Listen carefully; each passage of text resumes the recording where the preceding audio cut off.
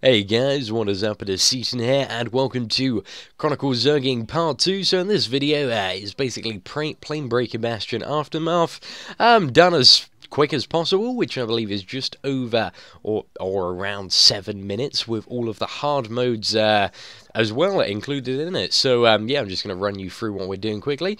So when we go for the trash, the most important thing we like to do is we like to focus the casters, and I make sure to interrupt the surging power before it gets a chance to finish its channel, or else these sort of other ads get a buff, which means they start hitting harder and dealing more damage. Although that buff can be purged, it's just more efficient to interrupt the casters in the first place and focus them down.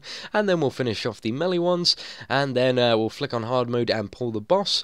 Now the way that this boss works is my Chronicle partner here, Salegia, who's also my real life partner, will give me about 10 to 15 seconds to do as much damage on the boss and get aggro, because the person who has aggro on the boss needs to deal with the grip blast, whereas the person who doesn't can just sort of stay behind the boss and do as much DPS as possible, essentially.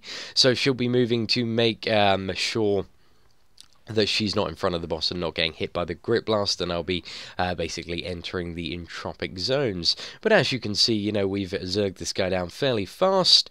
We're also standing still a lot more than we should and taking damage from the lava field, just so we can channel heavy DPS spells like Nissa's Rebuke. As you'll notice, you know, we played it pretty on the edge there and both got down to very low health each. But, you know, when you're going for a fastest run possible, then, you know, that's a fairly, pushing it to the limit thing that we like to do.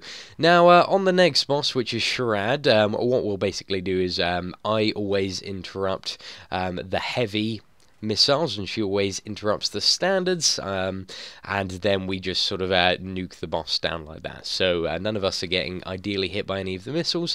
However, you know, we do we're not perfect, we occasionally cock up some of the interrupts, but we'll just quickly shout that out over Skype, who's interrupting what, and organise that between ourselves on the pool.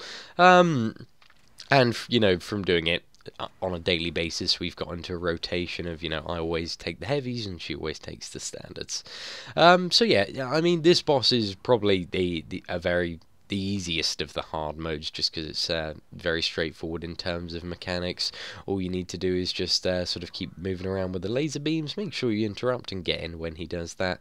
Now, you'll notice I pull a trash mob at the moment. I wasn't actually meant to pull this mob, because you can actually just run past both of these trash sets because they'll just fight each other, but in sort of the fury of zerging and trying to get this video done as fast as possible, I accidentally cocked up and pulled a bit more than I needed to. So as you can see, this is like adding an extra, I don't know, 20 or so seconds into what the duration of the video should be.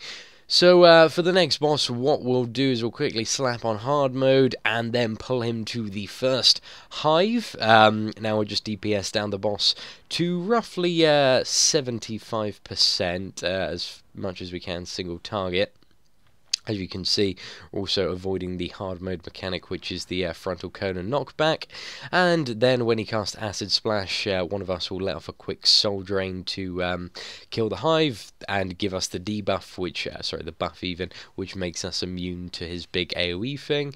And most of the time we will ignore the ad and just let it hit on one of us. It's usually me that it hits on anyway. And, you know, I didn't have to use my big healing cooldown or anything like that. So the ad isn't too much of an issue. And then going up here, what I'll usually do is I'll take and quickly nuke down this ad, and then she'll probably mount up and run ahead of me, and flick the switch up there, and then I'll probably decide to mount up and get ready to go back to the barrier to disable that, so we can progress on to sort of Enyr's chamber and the final lair and whatnot. So just run back past those mobs. You can see those mobs are still fighting, so really there is no need to deal with them. So for this part, what we'll do is we mount up and run through all of the architects. Now, in this video, you'll see there's a chest that spawned there. Usually you can't get the chest without killing one of the casters, as they do sort of a nasty AoE attack, which will constantly interrupt. So we'll quickly kill the caster if the chest does spawn there and try to fear the ads, and then mount up and sort of continue to the final chamber. Unfortunately, that ad didn't get feared the first time, but I believe Salegia is going to fear it again, and then mount up and join me in the final chamber. So then what will happen is whoever gets there first will just quickly pick up an AoE down all the sea caps. As you can see, a nice soul drain will just quickly and cleanly finish them off, and then we'll use activate the Planner Overload Televea and summon Mistress Anira. Now she does have a bit of a role-playing duration. There are also 2 daily quests in this dungeon. Now, there's Overload the Planner Televea and Kill 12 Architects. Now, we'll do the Overload one every day, but we'll only do the Kill 12 we'll do the Kill 12 Architects one over 2 days, if that makes sense, because basically you're forced to kill like 5 Architects per day or something, just due to the way that sort of the instance is set out.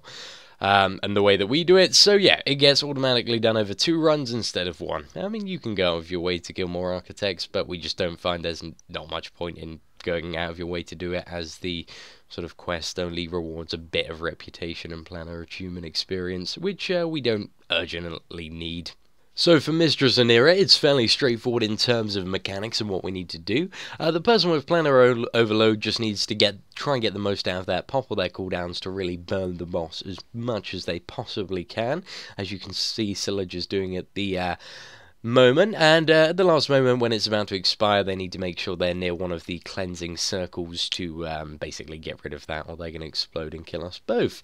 So apart from that, Mistress Anira is fairly straightforward. You just need to avoid all of the AoEs, get out of any circles that spawn, and when she does her call to the plains, which you're going to see at the moment, we usually kill 1 or 2 ads. I believe the standard is about the standard's about 2 ads that we kill, but if we're feeling lazy, like I believe that we do just now, we only bother killing 1 ad before we switch back to the boss, because we want to sort of make the most of our DPS on the boss and get her down as soon as possible, especially when she's on such a low percentage of health like this. And when she does have over 5 stacks, you need to be aware that if you get caught in any AoEs, it will one-shot you.